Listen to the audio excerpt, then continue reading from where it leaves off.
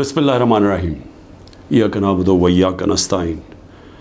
मैं अपनी पाकिस्तानी कौम की तरफ से सबसे पहले जो बजौड़ के अंदर दहशत गर्दी का हमला हुआ, जिसमें अभी पता नहीं चल रहा लेकिन 40 शहादतें हो चुकी हैं और कहते हैं 50 लोग इस वक्त बुरी तरह उस धमाके से वो ज़ख्मी हैं। तो मैं सारी कौम की तरफ से इनके घर वालों के लिए, इनकी फैमिलीज़ के लिए, बच्चों के लिए, इनके बड़ों के लिए, माँ बाप के लिए जो शहीद हुए हैं, हम सब आपके लिए दुआ करते हैं कि अल्लाह आपको हिम्मत दे, ताकत दे, सब्र दे इस मुश्किल वक्त से गुज़रने का, और सारी कौम आपके साथ है। इसके साथ मैं अपनी गवर्नमेंट को जो पैगाम देना चाहता हूँ वो बड़ा आसान है, सिंपल है। पैगाम ये है कि जब सारी आपकी resources, intelligence agencies, security forces, उनका सिर्फ़ एक ही मकसद हो कि मुल्क की सबसे बड़ी जमात उसको किसी ना किसी तरह ख़त्म किया जाए, हर किस्म के उनके ऊपर केसेस किए जाएं, उनको जेलों में डाला जाए, उनके घरों के ऊपर हमले किए जाएं, उनके लिए उनके रिश्तेदारों का पता चलवाओ, उनकी बिजनेसेस बंद करो और किसी ना किसी तरह इनको ख़त्म करो। जब एक हुकूमत का सारी तवज्जो इधर आ जाती है तो वो कैसे, जो नज़र आ रहा है कि दहशत गर्दी बढ़ती जा रही है, वो कैसे इसका मुकाबला करेगी। देखिए, हमें एक अल्लाह ने सुनहरी मौका दिया था जब अफ़गान गवर्नमेंट गिरी और जो नई हुकूमत तालिबान की आई, तो हमारे पास एक सुनहरी मौका था कि हम इस दहशत गर्दी के ऊपर पूरी तरह काबू पा जाए। क्योंकि हमारा सबसे बड़ा क्या था कि जी, गनी हुकूमत के दौरान 3 डिफरेंट दहशत गर्द ग्रुप्स पाकिस्तान में वारदात करते थे। एक था दाइश या आइसिल, दूसरी TTP, और तीसरा था जो बलोच के लिबरेशन BLA। तो हम उनसे बड़ी कोशिश करते थे लेकिन कोई हमारी मदद नहीं करते थे। तो तालिबान जब गवर्नमेंट आई तो याद रखें कि पाकिस्तान वाहिद मुल्क था जिनके सबसे बेहतरीन ताल्लुकात थे तालिबान से, क्योंकि पाकिस्तान ने दुआ की, टॉक्स करवाई, अमेरिकनों को इनके साथ बैठाया, तो सबसे करीब तो हम थे। तो असूलन तो हमें सीधी तौर उसका फ़ायदा उठाना चाहिए था, और ये जो ट्रांजिशन थी जिसमें वो हमारी मदद करने के लिए तैयार थे कि जो TTP को यहाँ सेटल करना था उसमें हम पूरी तरह तवज्जो देते, उनका बंदोबस्त करते कि जब वो यहाँ आना था उस मसले को वहाँ हल करते, और अफ़गान गवर्नमेंट पूरी तैयार थी मदद करने के लिए। लेकिन तवज्जो वहाँ से हट गई, गवर्नमेंट जैसी हमारी गई वहाँ से तवज्जो हट गई, और उसके बाद आहिस्ता आहिस्ता हम देखते आ रहे हैं कि ये दहशत गर्दी बढ़ती जा रही है। 636 एक साल में पख्तूनख्वा में सिर्फ दहशत गर्दी के वाक़या हुए हैं, जिसमें पख्तूनख्वा की पुलिस को सबसे ज़्यादा इसका नुकसान उठाना पड़ा, और उसके अलावा बलूचिस्तान में और वो जो कैंटोनमेंट पे जोब में अटैक हुआ। तो मेरी फिर से दरख्वास्त है कि ये मसला और बढ़ता जाएगा अगर अभी पूरी तरह तवज्जो ना दी और अपनी प्रायोरिटीज़ ठीक करें। ये जो तहरीक इंसाफ है ये मुल्क दुश्मन नहीं है। जो मुल्क की जो अवाम, जिस 70% 75% अवाम जिस जमात के साथ खड़ी है, वो मुल्क से ना गद्दारी कर सकती है ना उसकी दुश्मन है। तो उसके ऊपर पूरी तवज्जो दे के और यहाँ नज़रअंदाज करना कि जो एक मसला बढ़ता जा रहा है, तो मैं समझता हूँ कि इससे ज़्यादा जुल्म मुल्क से नहीं हो सकता। आगे माशी तौर पे हमारे हालात उधर पहुँच गए हैं जिधर आम आदमी, तनख्वाहदार तबका, उसका जीना मुश्किल है। बिजली का बिल, जो आज बिजली का बिल दे रहा है, वो सवाल तो ये पूछेगा ना कि साल पहले जब ये तहरीक इंसाफ की हुकूमत थी तो 16 रुपये यूनिट था, तो आज 50 रुपये यूनिट कैसे पहुंच गया? कौन सा इतना बड़ा अजाब आया है कि वो बैग जो 55-60 रुपए किलो था آٹے کا وہ پہنچ گیا 150 روپے کلو پہ. جو چاول ہیں وہ تقریباً دگنے ہو گئے چاول کی قیمت. تو ہر چیز جو یہ مہنگی ہوئی ہے, روپیہ تیزی سے گر گیا. تو پوچھیں گے تو صحیح کہ لوگ کہ ایک تو حکومت بدل کے یہ عذاب آ گیا, اور اس کے بعد جو دہشت گردی ختم ہو گئی تھی, بالکل نیچے چلی گئی تھی, وہ پھر سے بڑھنی شروع ہو گئی ہے. اور اس کے علاوہ کسی کو یہی نہیں پتا کہ اب ملک جا کدھر رہا ہے. نہ کوئی قانون ہے, نہ ملک کی کوئی آئین کی کسی کو پرواہ ہے. عدالتوں کے اوپر علیحدہ پریشر ڈالا ہوا ہے. صرف اور صرف ایک چیز سامنے ہے, کس طرح ملک کی سب سے بڑی جماعت کو ختم کیا جائے. اور کون ختم کرنا چاہتے ہیں؟ 30 سال سے یہ حکومت کر رہے ہیں ملک کے اوپر. 30 سال سے ملک پہ حکومت کر رہے ہیں. ایک دوسرے کو جو کہتے تھے کرپٹ ہیں, چور ہیں, منی لانڈرز ہیں, دونوں کو کہتے تھے ایک دوسرے کو. ایک دوسرے کے خلاف کیسز بنائے, کیسز ثابت بھی ہوئے, ملک سے باہر بھی بھاگ جاتے تھے. اور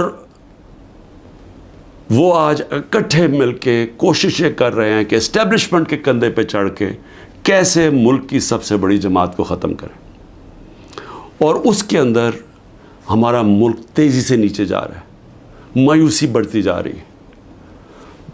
جب 12 لاکھ پاکستان کے پروفیشنلز ملک چھوڑ کے چلے جائیں, یہ پیسے سے زیادہ, یہ جو ہمارا ڈالر باہر نکلا ہے, کیونکہ یہ اپنے ڈالرز بھی لے کے گئے ہوں گے نا, تو جو ڈالرز باہر جا رہے ہیں وہ علیحدہ چیز ہے. لیکن جو برین ڈرین ہوئی ہے, جو آپ کے وہ لوگ جو کہ سب سے زیادہ معاشرے کی اٹھانے میں ان کا ہاتھ ہوتا ہے, پروفیشنلز کا, وہ جب ملک چھوڑ کے جا رہے ہیں, بزنس مین وہ ملک چھوڑ کے جا رہے ہیں, جو آپ کے ڈاکٹرز ہیں ہاسپٹلز میں, جو اسپیشلٹیز کے اندر جو ڈاکٹرز ہیں, جو اسپیشلسٹ ہیں, جب وہ ملک چھوڑ کے جا رہے ہیں, تو مجھے بتائیں ملک کا کیا مستقبل ہے. اور وہ اسی لیے ہے کہ کسی کو سمجھ ہی نہیں آ رہی ملک جا کدھر رہا ہے, کہ ایک پارٹی کو ختم کرتے کرتے سارے ملک کے ادارے تباہ کر دیے. کسی ادارے کے اوپر لوگوں کو اس وقت اعتماد نہیں ہے. FIA کو تو لگایا ہوا ہے کہ جی کسی نہ کسی طرح پکڑو عمران خان کو اور یہ PTI کی لیڈرشپ کو, کسی طرح سائفر پہ پکڑ لو. یہ نہیں پتا کہ سائفر جتنی سائفر پہ بات ہوتی ہے تو ساری انگلیاں ان کے اوپر آتی ہیں. یہ جو آج اقتدار میں بیٹھے ہوئے ہیں, یہ ساری انگلی ان کے اوپر اٹھتی ہے. اور اب تو نون لیگ کے ڈیفنس منسٹر نے بھی کہہ دیا ہے کہ جنرل باجوہ نے تو ہمیں پہلے سے بتا دیا تھا کہ میں یہ گورنمنٹ گرانے لگا ہوں. اس نے تو یہ کہا ہے کہ اگر کرونا نہ آتا تو یہ تو 1 سال کے اندر گورنمنٹ گر گئی تھی ہماری, اور پنجاب تو وہ پہلے گرانا چاہتے تھے. اس کے بعد کہتے تھے تم سینٹر بھی لے لو. یہ نہیں کہ اس نے ڈیفنس منسٹر نے یہ جو بات کی ہے, ہمیں تو یہ پتہ ہی تھا کہ یہ ہو کیا رہا ہے, سازش ہوئی ہے. میں تو کہتا جا رہا تھا, اور سازش ڈیلے ہو گئی. 2 سال اگر کرونا کے نہ آتے تو اس کے وہ بھی کہتا ہے کہ گورنمنٹ پہلے چلی جانی تھی. تو ہمیں تو یہ پتہ تھا کہ سازش ہوئی ہے. لیکن یہ بھی ایک اور سوال اب اٹھتا ہے کہ کیسے کوئی آدمی جو گریڈ 22 کا ایک آفیسر ہے, کیسے وہ کس فورم پہ فیصلہ کرتا ہے کہ کون سی حکومت رہنی چاہیے, کون سی جانی چاہیے. کیا بند کمرے میں اتنا بڑا فیصلہ ہونا چاہیے جس کی اتنی بڑی قیمت قوم ادا کر رہی ہے. آج جدھر ہم پہنچ گئے ہیں, آج پاکستان کے حالات ہیں, اندر سے لوگ باہر جا رہے ہیں اور باہر سے لوگ پاکستان کو اب کس طرح دیکھ رہے ہیں. تو جب اس طرح کے حالات ہوں, کیا ملک کو صرف یہی کام کرنا چاہیے کہ کسی نہ کسی طرح جو عوام کی آواز بند کی جائے. پہلے الیکشن اناؤنس ہوئے 14 مئی کو, پنجاب کے الیکشنز کانسٹیٹیوشن کے مطابق. سپریم کورٹ آرڈر کرتا ہے, گورنمنٹ مانتی نہیں ہے. اسی وقت مجھے ویسے افسوس سے کہنا پڑتا ہے کہ سپریم کورٹ کو اس وقت اپنی ریٹ قائم کرنی چاہیے تھی. ہمیں افسوس ہے کہ انہوں نے اس حکومت کو آئین کو توڑنے کی اجازت دے دی. جب آپ نے ان کو کوئی ایکشن ہی نہیں لیا تو اس کا مطلب گورنمنٹ اور تو چوڑی ہو گئی. اب تو کھل کے کہہ رہی ہے کہ اگر سپریم کورٹ فیصلہ بھی کرتا ہے ملٹری کورٹس پہ ہم مانیں گے نہیں, کیونکہ اب تو ان کے لیے تو پاکستان اب جو طاقتور بیٹھا ہوا ہے وہ فیصلہ کرے گا آئین کا کون سی شق ماننی ہے کون سی نہیں ماننی. تو میں صرف اس کا یہ آگے بڑھنے سے پہلے یہ جو جنرل باجوہ کی باتیں آپ سامنے آ رہی ہیں، کئی ایسی باتیں ہیں جو میں اس لیے نہیں کرتا، میں اپنے اداروں کو نقصان نہیں پہنچانا چاہتا، لیکن جو یہ جس طرح انہوں نے ایک سازش کر کے گورنمنٹ گرائی اور کیسے وہ ملے ہوئے تھے دوسروں کے ساتھ، یہ جو پی ڈی ایم کے لوگوں کے ساتھ کیسے ان کے رابطے تھے، اور کیسے انہوں نے جو سب سے بڑا ظلم کیا کہ احتساب کا عمل ختم کیا. احتساب یاد رکھیں کہ جو کرپشن کیسز تھے، میں بار بار کہتا ہوں 95% ہمارے پہلے کے کرپشن کیسز آ رہے تھے، ہمیں وراثت میں ملے تھے، ہم نے نہیں بنائے تھے. میرے اوپر تو آج 200 کیسز تقریباً ہو چکے ہیں چند مہینے کے اندر. ان کے اوپر 2 3 کیسز تھے اور وہ سارے پرانے بنے ہوئے تھے، 95% پرانے کیسز تھے. ہمیں تو وہ جو احتساب کا عمل تھا وہ بھی جنرل باجوہ نے اس لیے نہیں چلنے دیا کیونکہ ان کی پہلے سے ان سے ڈیل چل رہی تھی، بات چیت چل رہی تھی. لیکن ملک کو آج کتنا نقصان ہوا، وہ کون سا فورم ہے جس کے اندر یہ جائزہ لیا جائے گا کہ ایک کس طرح کے فیصلے نے اس عوام کو کتنا نقصان پہنچایا. میں دوسری بات جو کرنا چاہتا ہوں وہ یہ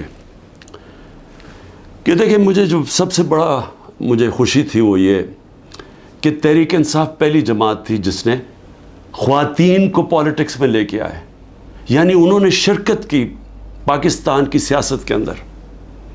مجھے فخر اس لیے ہے کہ یہ جو پاکستان موومنٹ تھی اس میں میری والدہ بتاتی ہیں کہ عورتیں کتنی شرکت کرتی تھیں اس پاکستان موومنٹ کے اندر. تو یہ پہلی دفعہ اس طرح عورتوں نے اتنی تعداد میں شرکت کی. ہم جو بائی الیکشنز جیتے، یاد رکھیں کہ جو ہم بائی الیکشنز جیتے ہیں 37 میں سے 30 بائی الیکشن ہم جیتے ہیں، اس میں عورتوں کا بہت بڑا ٹرن آؤٹ تھا. یہاں الیکشن کمیشن کو مصیبت پڑی ہوتی ہے کہ اگر اتنی عورتیں نہ پولنگ اسٹیشن پہ نکلی تو ہم الیکشن کینسل کر دیں گے. یہاں ریکارڈ ٹرن آؤٹ ہوا عورتوں کا جس سے ہم نے بائی الیکشنز جیتے. لیکن جو اس حکومت نے کیا ہے عورتوں کے ساتھ جو کیا ہے، پہلے تو یہ چھوڑے نا کہ ہمارا دین کیا کہتا ہے کہ کیسے کیا رویہ ہمارا ہونا چاہیے اسلام میں عورتوں کے ساتھ. اس کے بعد ہمارا جو کلچر ہے، میں بار بار لوگوں کو بتاتا ہوں کہ میں جب پہلی دفعہ باہر گیا پاکستان سے تو میں حیران ہو گیا. اس طرح کی عورتوں کی عزت باہر نہیں ہے، مغربی معاشرے میں نہیں ہے جو کہ ہمارے معاشروں میں ہے. اور جس طرح عورتوں کو سڑکوں پہ گھسیٹا، جس طرح ان کو جیلوں میں ڈالا، جس طرح ابھی تک جس طرح عورتوں کو جیلوں میں رکھا ہوا ہے، اور میں یعنی حیران ہوں کہ کیا ڈاکٹر یاسمین کسی یہ بلڈنگ جلانے میں تھی ملوث؟ کیا عالیہ حمزہ تھی؟ کیا طیبہ تھی؟ کیا صنم تھی؟ کیا ختیجہ؟ انہوں نے کوئی بلڈنگ جلائی ہے؟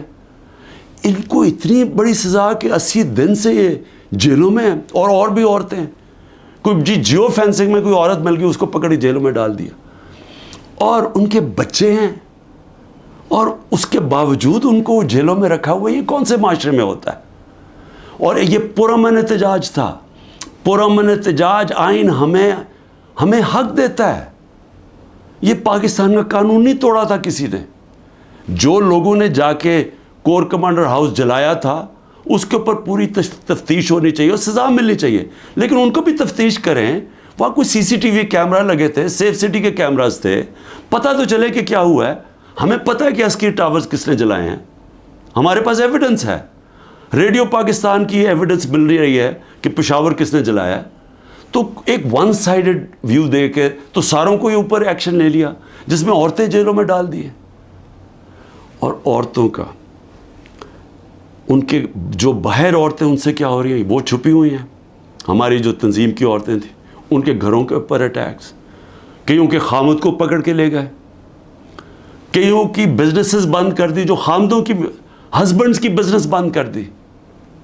یعنی وہ اتنی مشکلوں میں ان کو ڈال دیا. اور کئی تو چھوڑ کے چلے گئے پالیٹکس. انہوں نے کہا جی ہم نہیں کر سکتے یہ کون کر سکتا ہے یہ مجھے بتائیں؟ جن عورتوں کے بچے ہوں، جن عورتوں کے خامد ہوں، بھائی ہوں، باپ ہوں، وہ جب دیکھیں گے کہ یہ ہو رہا ہے عورتوں کے ساتھ، کون اجازت دے گا اپنی عورتوں کو پولیٹکس میں آنے کے لیے؟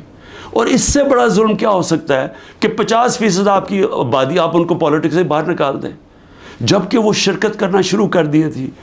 ایک سیاسی شعور پیدا ہو گیا تھا جس میں عورتیں کیا، بچے، نوجوان، بوڑھے، لیکن جو عورتوں کی شرکت تھی، مجھے ایسے لگتا ہے کہ یہ پلان کے تحت، یہ پلان کر کے عورتوں کو سیاست سے باہر کیا جا رہا ہے۔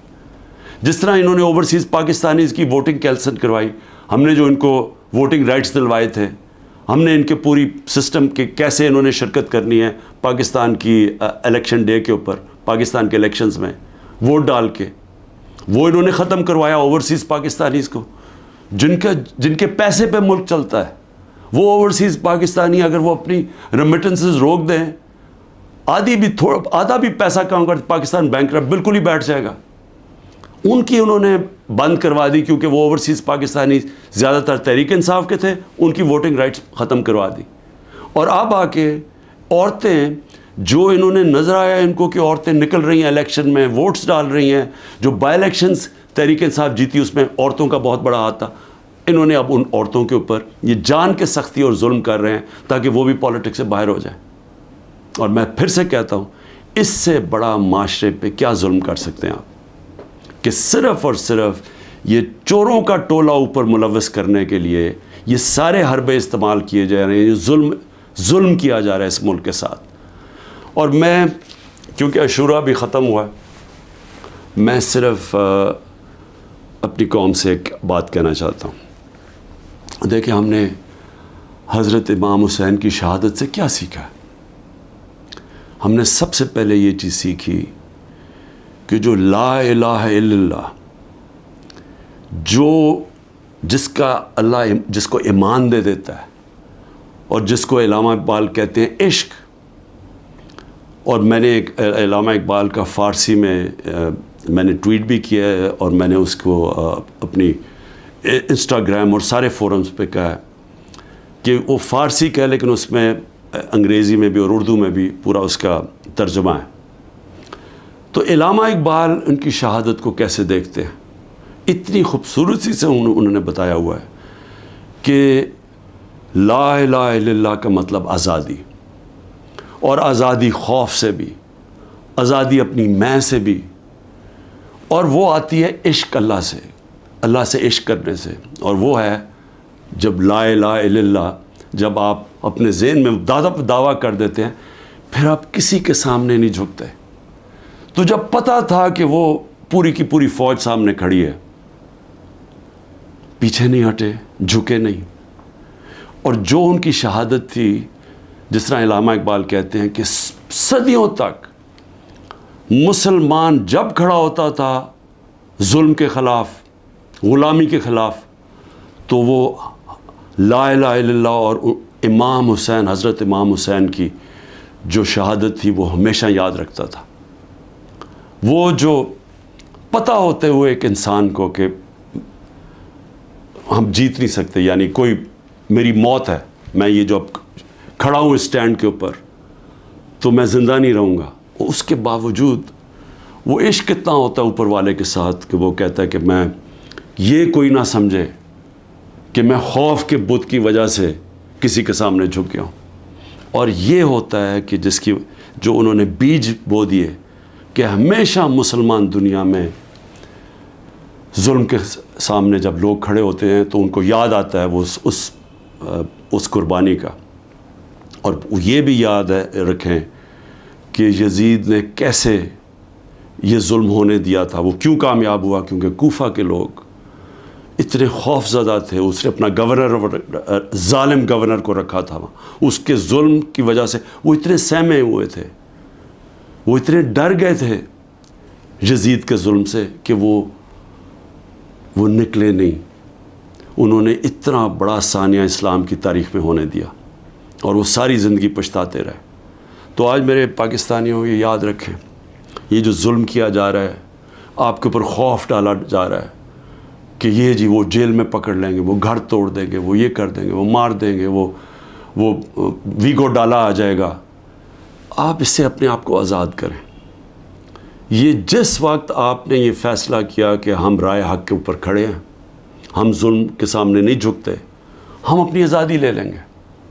ہم یہ چھوٹا سا طبقہ جو ٹولہ اوپر بیٹھ کے سارے ملک کے وسائل کے اوپر بھی قابو کر کے بیٹھا ہے, چوری یہ کرتا ہے, ملک پیسہ باہر بھیج دیتا ہے. احتساب جو عام لوگوں کے لیے چھوٹی چھوٹی چوریوں میں لوگوں کو جیلوں میں بھرا ہوا ہے, اور جنہوں نے نہیں بھی چوری کی طاقتور کے سامنے وہ آتا ہے اس کو جیلوں میں ڈال دیتے ہیں. لیکن ان کے لیے NRO مل جاتا ہے ان کو. اگر ان کے ظلم کے خوف کی وجہ سے ہم ڈر جائیں گے تو ہمارے سامنے بدترین قسم کی غلامی ہے. اور اگر یہ اس موقع پہ, تاریخ کے اس موقع پہ ہم کھڑے ہو جائیں گے, ہم اپنے آپ کو آزاد کر دیں گے.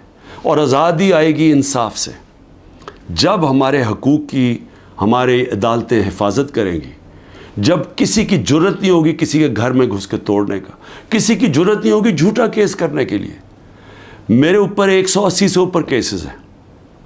میں پچھلے 2 مہینے میں تقریباً 350 مختلف کیسز کے اندر عدالتوں میں جا چکا ہوں. ایک دن میں 19 کیسز کا میں نے سامنا کیا, اور میں یہ کرتا جاؤں گا. ہو سکتا ہے کہ میں نہ کر سکوں, یہ مجھے جیل میں, کیونکہ پوری کوشش کریں جیل میں ڈالنے کی, میں اس کے لیے تیار ہوں. لیکن میں یہ بتانا چاہتا ہوں کہ یہ جو مرضی کر لیں, میں کھڑا ہوں. میں کسی صورت یہ ان کے حربوں کی وجہ سے, ان کے ظلم کی وجہ سے میں کسی صورت ان کے سامنے جھکوں گا نہیں. اور میں یہ چاہتا ہوں آپ بھی, ساری قوم فیصلہ کر لے کہ ہم یہ ظالم کے سامنے نہیں جھکیں گے, اور انشاءاللہ ہم آزاد ہو جائیں گے. پاکستان زندہ باد.